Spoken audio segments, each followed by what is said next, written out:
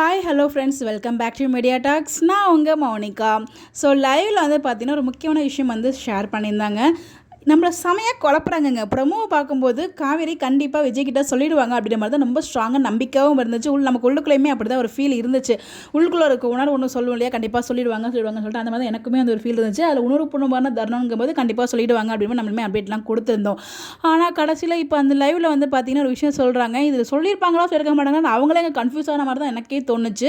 அங்கே வந்து ஒருத்தவங்க கேட்டிருந்தாங்க, விஜய்கிட்ட அப்போ நீங்கள் சொல்லலையா அப்படிங்கிற மாதிரி ஒரு கொஸ்டின் கேட்டதுக்கு நான் வந்து டீம் கிட்ட உங்களோட இதை வந்து கன்வே பண்ணுறேன் அப்படிங்கிற மாதிரி சம்மந்தமே இல்லாமல் அந்த பதில் சொன்ன மாதிரி தான் எனக்கு ஃபீல் ஆச்சு. அந்த இடத்துல மேபி நான் தப்பாக அண்டர்ஸ்டாண்ட் பண்ணிட்டேன்னு எனக்கு தெரியல. லைவ் பார்த்தவங்க யாரும் நான் தப்பாக அண்டர்ஸ்டாண்ட் பண்ணியிருந்தேன்னா கீழே கமெண்ட் பண்ணுங்கள். நான் வந்து திருத்திக்கிறேன், நான் புரிஞ்சிக்கிறேன் சொல்ல முடியாது, நான் புரிஞ்சிக்கிறேன் அப்படின்னு மென்ஷன் பண்ணுறேன்.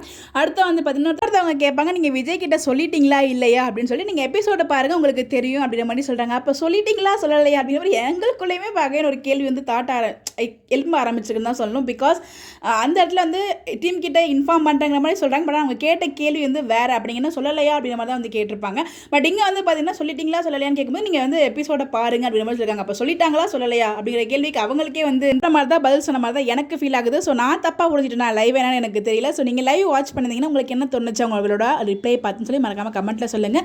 என்னோட ப்ரெடிக்ஷன் படி கண்டிப்பாக விஜய் கிட்ட சொல்லுவாங்க. பட் ஆனால் உடனே சொல்ல மாட்டாங்க, கொஞ்சம் டிலே ஆகும். ஒரு 2-3 எபிசோட்ஸ் இல்லை 1 வீக் எபிசோட்ஸ் டிலே ஆகும். கண்டிப்பாக ஆனால் சொல்லிடுவாங்க. விஜய் கிட்ட தான் ஃபஸ்ட்டு சொல்லுவாங்க அப்படிங்கிறது என்னோட உணர்வும் அவங்க போட்ட ப்ரொமோவும் வச்சு நானும் வந்து ரெண்டும் மிங்கிள் பண்ணி ஒரு கன்க்ளூஷனுக்கு வந்திருக்கேன். பார்ப்போம் நடக்கிறது என்ன அப்படின்னு சொல்லிட்டு. எப்போயுமே எம்மனை பொறுத்த வரைக்கும் எதிர்பார்றது தான் எதிர்பார்க்கணும். பட் இந்த இடத்துல நான் ரொம்ப ஸ்ட்ராங்காக நம்புகிறேன். பட் என்னோட நம்பிக்கையை உடைக்காமல், ஹோப்பை உடைக்காமல், நமக்கு பிடிச்ச மாதிரி சீன்ஸ் விஜய் கிட்ட சொல்கிற மாதிரி கொண்டு போகணுங்கிறத எல்லாரோட ஆசையும். அந்த மாதிரி கொண்டு போய்ட்டு ரொம்பவே ஹாப்பியாக இருக்கும். பட் பாப்போம் என்ன மாதிரி கொண்டு போகிறாங்கன்னு சொல்லிட்டு. நீங்கள் லைவ் பார்த்தீங்களா எப்படி சொல்லி இருக்கிறதுக்குலாம் மறக்காமல் கமெண்ட்டில் சொல்லுங்கள். நம்ம விஜய் வந்து கிங் போயிருக்காங்க பிரவீன் பின்னட் சார் ஃபேமிலியோட. ஸோ அவங்களோட யூடியூப் சேனலில் வந்து வீடியோஸுமே போட்டிருக்காங்க. நான் இன்னும் பார்க்கல, 22 மினிட்ஸ் இருந்துச்சு. எனக்கு டைம் இல்லை. நான் வந்து திருப்பி அகைன் காலேஜ் கிளம்பணும் அப்படிங்கிறதுக்காக இந்த வீடியோ மட்டும் எடிட் பண்ணி அப்லோட் பண்ணிவிட்டு அப்படியே நான் கிளம்பிட்டு. ஸோ ஈவினிங் வந்து பார்த்து உங்களுக்கு அப்டேட் கொடுக்குறேன் அதை பற்றி. ஓகேங்களா?